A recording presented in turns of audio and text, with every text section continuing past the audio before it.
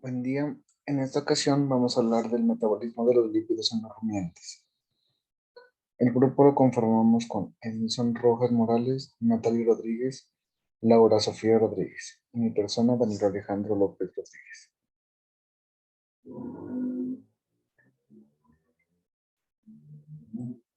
El objetivo de este trabajo fue revisar algunos aspectos del metabolismo lipídico y las características más relevantes de la grasa de la carne y de la leche en los rumiantes. Los ácidos grasos disponibles para la absorción en el intestino delgado de estos rumiantes procede de los alimentos y los microorganismos ruminales, que estos se encuentran en el rumen y son mayormente ácidos grasos saturados y no esterificados debido a la digestión microbiana ruminal. Los ácidos grasos eh, absorbidos tienen menos de 12 carbonos, son vertidos directamente a la vena y transportados por el hígado unidos a la albumina sérica. El resto, esterificados e incorporados a lipoproteínas de baja densidad y kilomicrones que se transportan por la vía linfática hasta el torrente sanguíneo para su distribución a los tejidos. El hígado de los rumiantes tiene una menor importancia en la parte del metabolismo que que en el de los monogástricos, pero tiene su importancia en las situaciones de balance energético negativo, en las que la alteración del metabolismo hepático de los lípidos puede provocar graves patologías. Los depósitos grasos distintos de la musculatura están construidos casi por los triglicéridos y, y por los fosfolípidos. Los fosfolípidos de las membranas celulares son el lugar preferible de la disposición de los ácidos grasos poliinsaturados disponibles. Y la composición de la grasa láctea varía en función del origen de los ácidos grasos. Los ácidos grasos de cadena larga de origen alimentario o movilizados desde el tejido adiposo o ácidos grasos de la cadena corta y media sintetizados a partir del acetato y del beta-hidroxibutirato. Y la mayor parte de los ácidos grasos eh,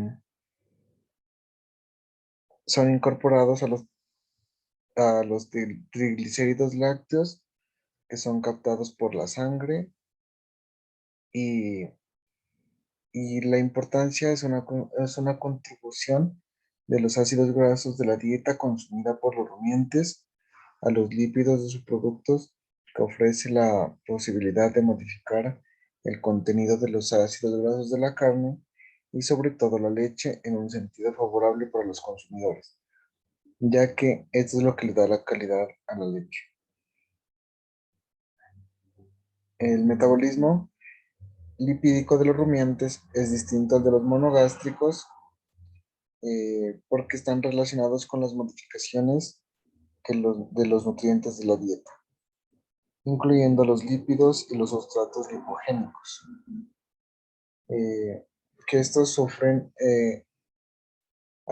por una fermentación microbiana en el rumen. Las grasas de los alimentos también sufren importantes transformaciones en el rumen,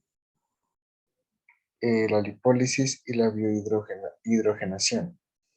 La lipólisis se refiere a la liberación de ácidos grasos de los esteres presentes en los lípidos de los alimentos y la biohidrogenación es el proceso de la saturación de los dobles enlaces presentes en los ácidos grasos. Y esto viene a una consecuencia de la digestión ruminal y los lípidos que abandonan el rumen son predominantemente ácidos grasos saturados, no esterificados, de origen alimentario y microbiano. El perfil de los ácidos grasos de los productos de los rumiantes tiende a reflejar las proporciones de los distintos ácidos grasos disponibles para la absorción intestinal. En la carne y la leche contienen respectivamente ácidos grasos saturados y, también ácidos grasos poliinsaturados, eh, y la composición de los lípidos de la carne y de la leche no depende exclusivamente de los ácidos grasos absorbidos en el intestino, eh, y el metabolismo de los lípidos en los tejidos y la transferencia de los ácidos grasos entre ellos puede influir en la composición de la grasa, de los productos de los rumiantes.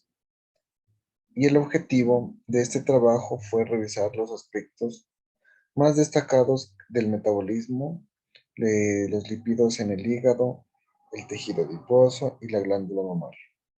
Las características más relevantes de la composición de la grasa en la carne y de la leche de los rumiantes.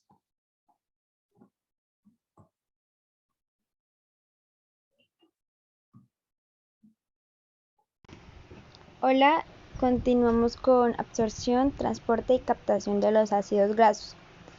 El principal sitio de absorción de las grasas es el tramo medio y final del yeyuno, aunque esta absorción también puede ocurrir en el tramo inicial a pesar del pH bajo. En el yeyuno superior se absorben exclusivamente los ácidos grasos libres que llegan al duodeno con la digesta, mientras que los ácidos grasos procedentes de la digestión enzimática de las grasas neutras y los fosfolípidos son absorbidos en los 2/3 finales.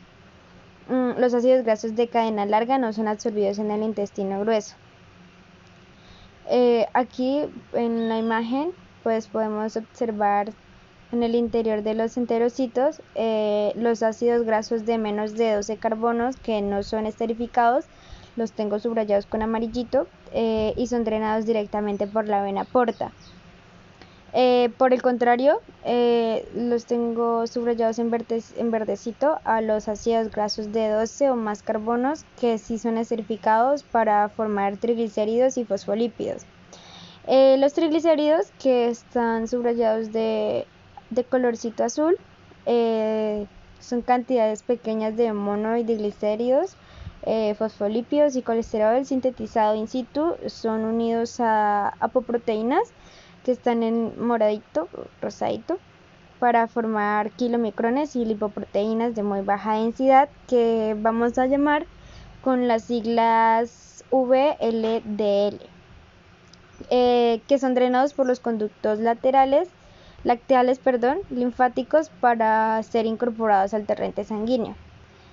Entonces, las VLDL contienen el 75% de los lípidos de la linfa aproximadamente, aunque el aumento de grasa total y los AGPI de la dieta estimulan la secreción de kilomicrones de forma que las porciones prácticamente pueden invertirse.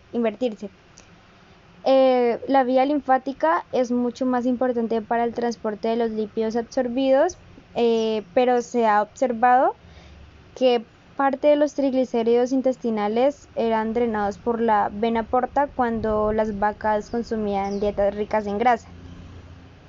El paso de los kilomicrones y VLDL a la sangre portal ocurre cuando las características de la dieta consumida provocan un aumento del tiempo de retención ruminal, esto haciendo que se favorezca la absorción intestinal de los lípidos y que sea más lenta.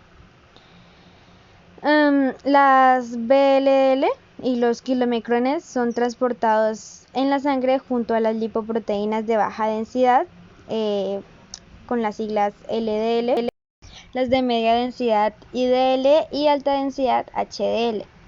Entonces, las VLDL y los kilomicrones son los principales responsables del transporte de los ácidos grasos para su almacenamiento en los tejidos de reserva, la síntesis de grasa láctea y la oxidación.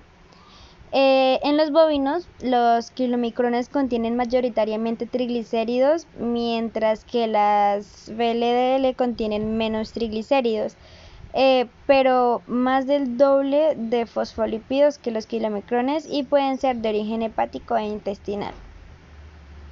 Los ácidos grasos transportados por las VLDL y los kilomicrones son liberados por la enzima lipoprotein lipasa localizada en la superficie del endotelio capilar y quedan disponibles para su captación tisular. La enzima lipoprotein lipasa se localiza únicamente en los tejidos que utilizan ácidos grasos transportados en las lipoproteínas, que serían la musculatura esquelética, el hígado, el tejido adiposo, la glándula mamaria y otros, de los que hablaremos más adelante. Se ha dicho que el incremento de la grasa de la dieta no cambia o aumenta ligeramente la actividad de la lipoprotein lipasa, pero es necesaria una importante actividad de la misma para permitir la captación de los ácidos grasos por los tejidos. Los ácidos grasos pueden utilizarse para la secreción directa en la leche, la deposición en los tejidos como grasa de reserva o integrantes de las membranas celulares o como fuente de energía por oxidación, como ya lo había dicho.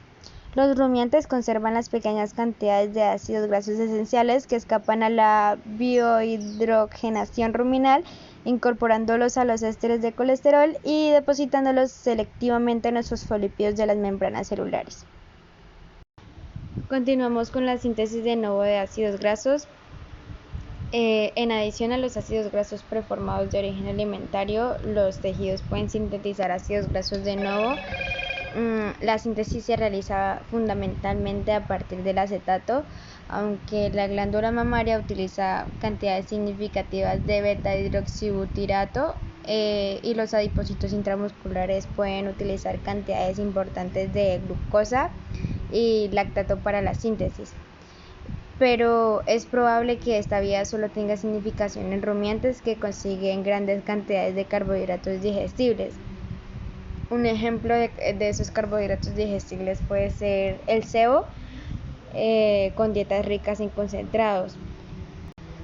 La síntesis de nuevo requiere que el acetato sea activado a acetil-CoA por la enzima acetil-CoA sintetasa y posteriormente sea carboxilado por la enzima acetil-CoA carboxilasa para formar malonil-CoA.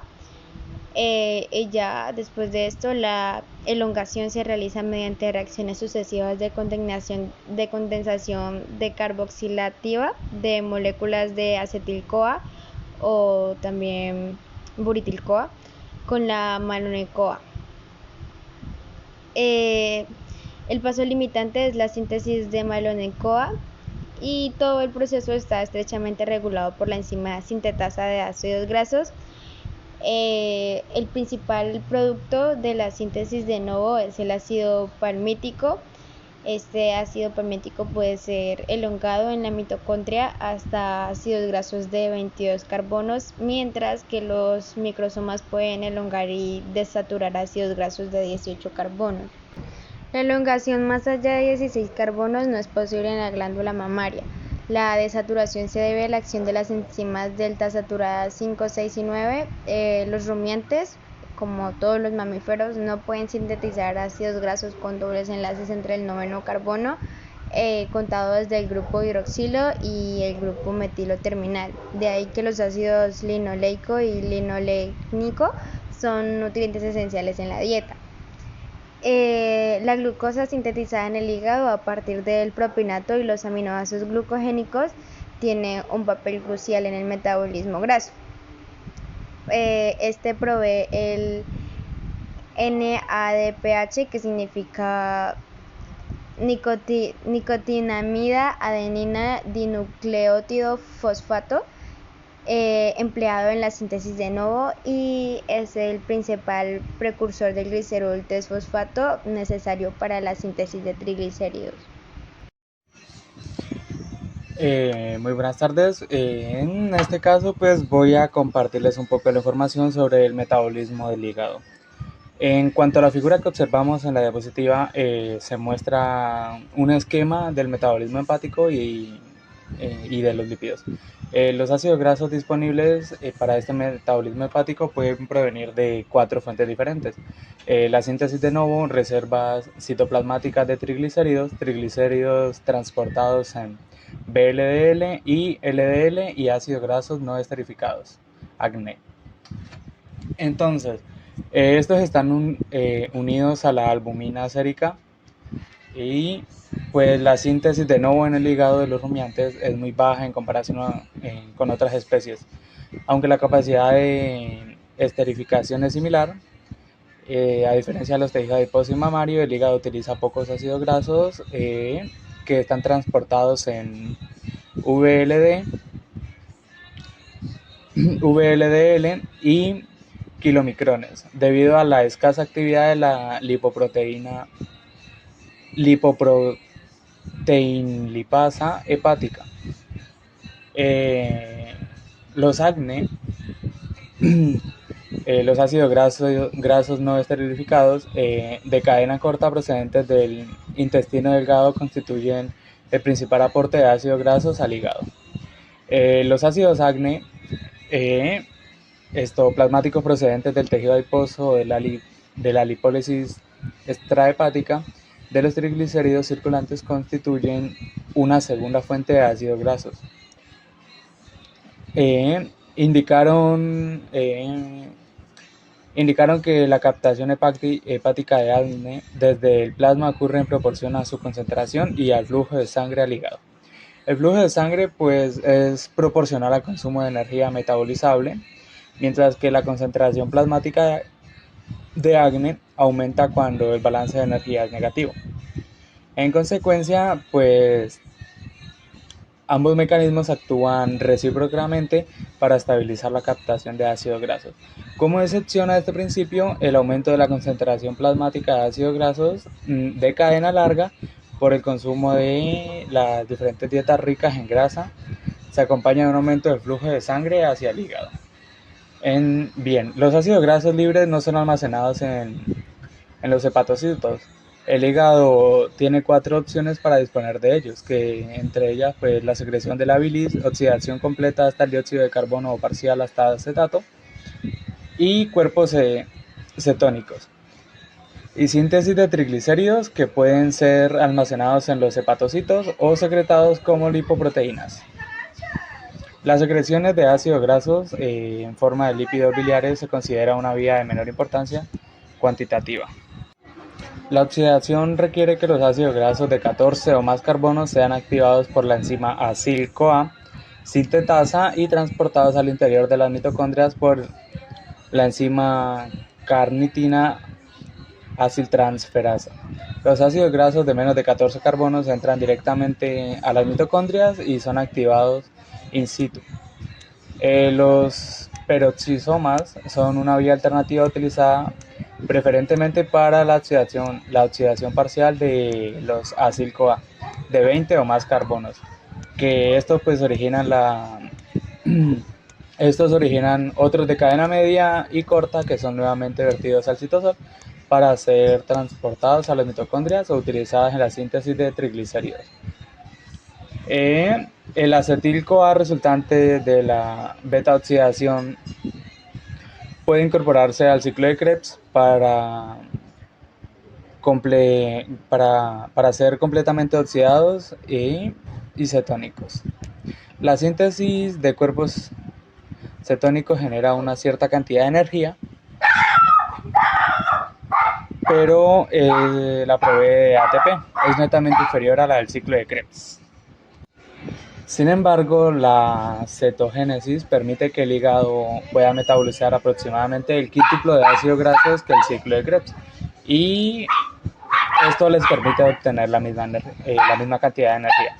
La producción de cuerpos cetónicos, pues a partir de ácidos grasos, puede entenderse como una estrategia que permite al hígado que pueda hacer frente al flujo masivo de ACNE en situaciones de balance energético negativo. De una forma alternativa a la beta-oxidación, los acil-CoA pueden ser esterificados y triglicéridos, y en menor medida también podrían ser fosfolípidos y ésteres de colesterol. En los periodos de balance energético positivo, la esterificación está favorecida por el aumento del glicerol 3-fosfato y malonil-CoA. La acné es muy elevado, esto debido a la movilización desde los depósitos grasos en respuesta al balance negativo de energía.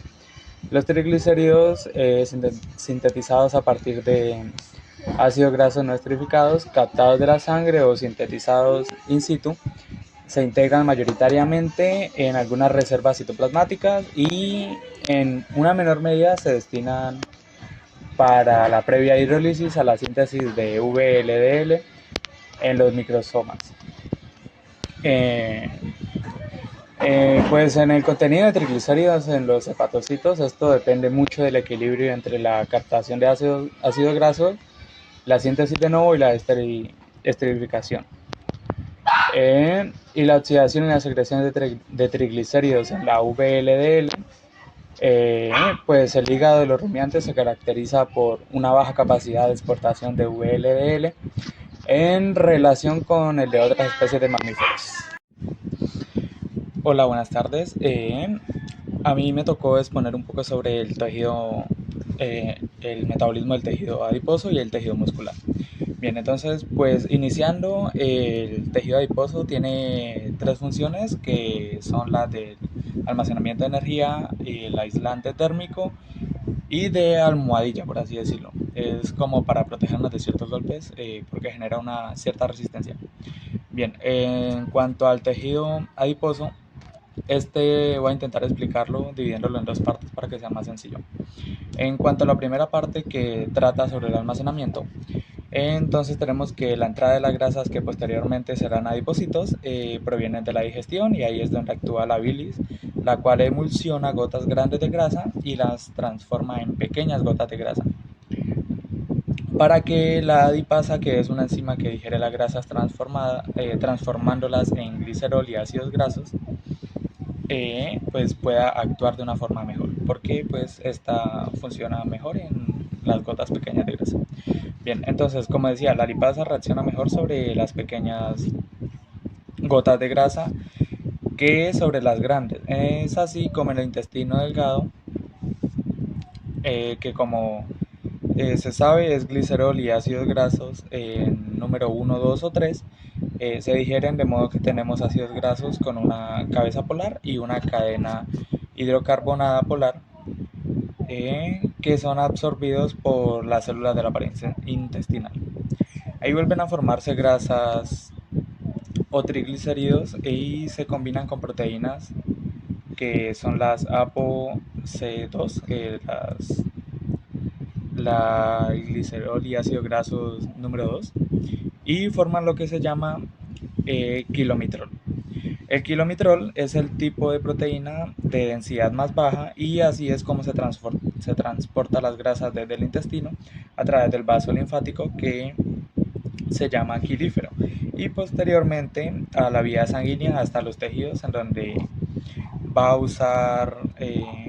se va a usar o se va a almacenar.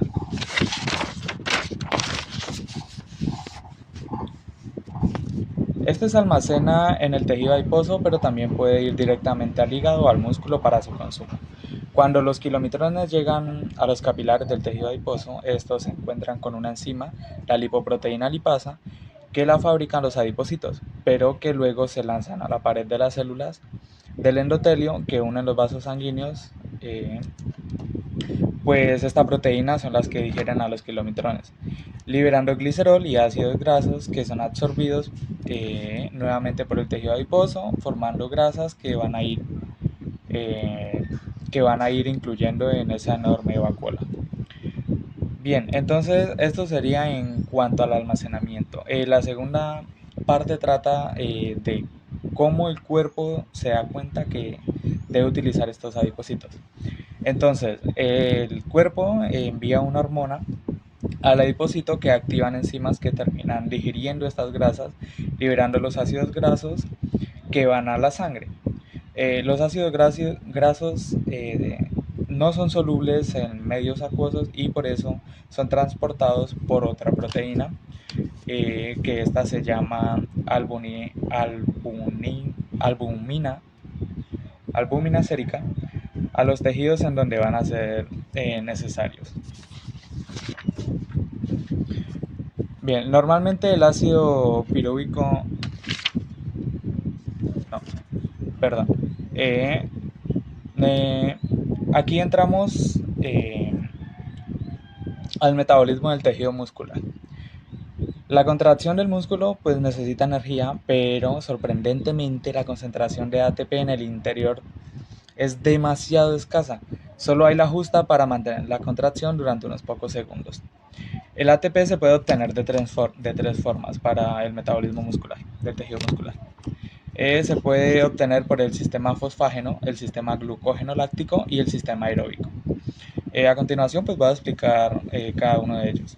Las fibras musculares contienen una molécula denominada creatina fosfato, la cual puede transferir sus grupos fosfatos al ATP, al ADP, generando ATP más creatina, el cual proporciona energía suficiente para que los músculos se contraigan al máximo durante unos 10 segundos aproximadamente. Esto es para cortos periodos de tiempo, pero cuando se agota el ATP más creatina, se cataboliza la glucosa para generar ATP a partir de la degradación del glucógeno. El glucógeno pues existente en el interior de las fibras musculares.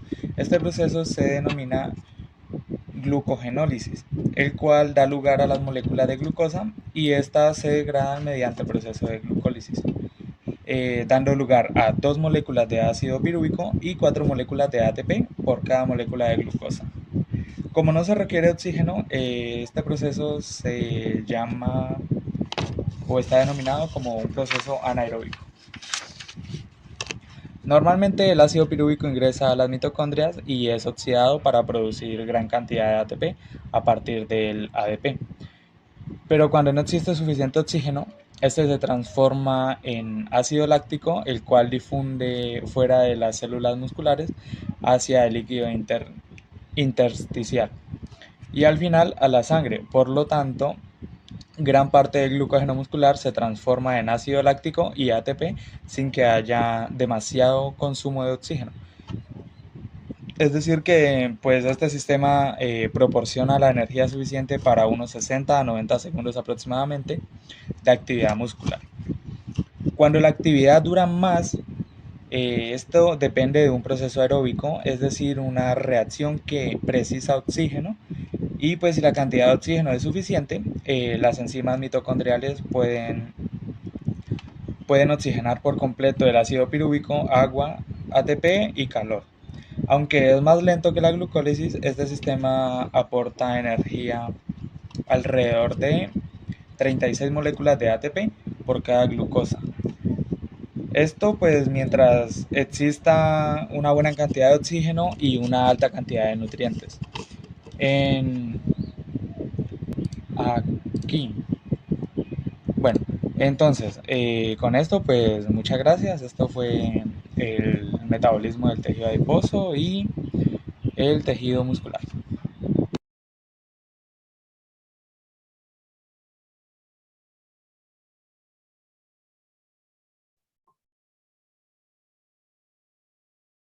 La glándula mamaria. Los lípidos de la leche bovina se encuentran emulsionados y se localizan en los glóbulos envueltos por una membrana derivada de la célula mamaria. Aproximadamente el 98% de los lípidos lácteos son triglicéridos,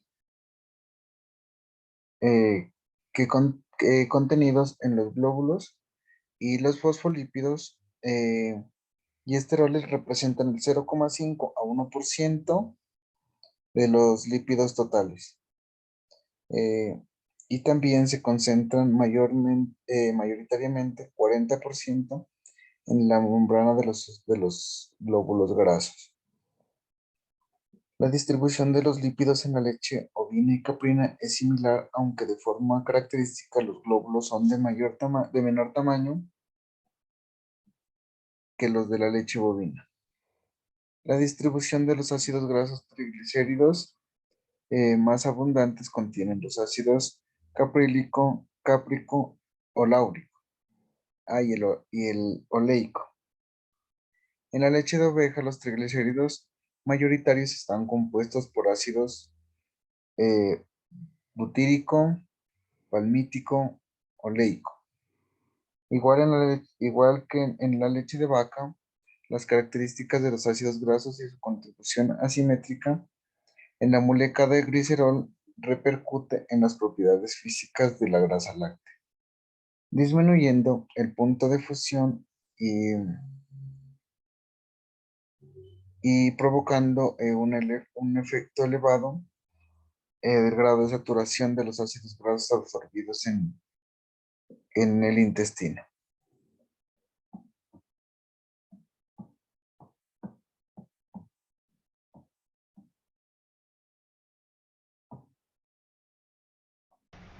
Listo. Entonces ya para terminar, aunque la digestión microbiana ruminal tiene la máxima influencia sobre los ácidos grasos preformados disponibles para los tejidos, la síntesis de nuevo, la desaturación in situ y la transferencia entre los tejidos también repercute sobre la composición de ácidos grasos de los productos de los rumiantes. El hígado es el órgano más importante en el procesamiento de la energía corporal y tiene un papel complejo en el metabolismo lipídico, pero tiene poca influencia sobre los ácidos grasos preformados. Estos pueden ser utilizados por el tejido adiposo y la glándula mamaria. El tejido adiposo es la reserva de energía corporal más grande y provee ácidos grasos a la glándula mamaria y el hígado. En situaciones de balance energético negativo, y ya a pesar de la elevada capacidad de la glándula mamaria para la síntesis de ácidos grasos, la mayoría de los ácidos grasos exportados en la leche son captados de la circulación sanguínea. Muchísimas gracias.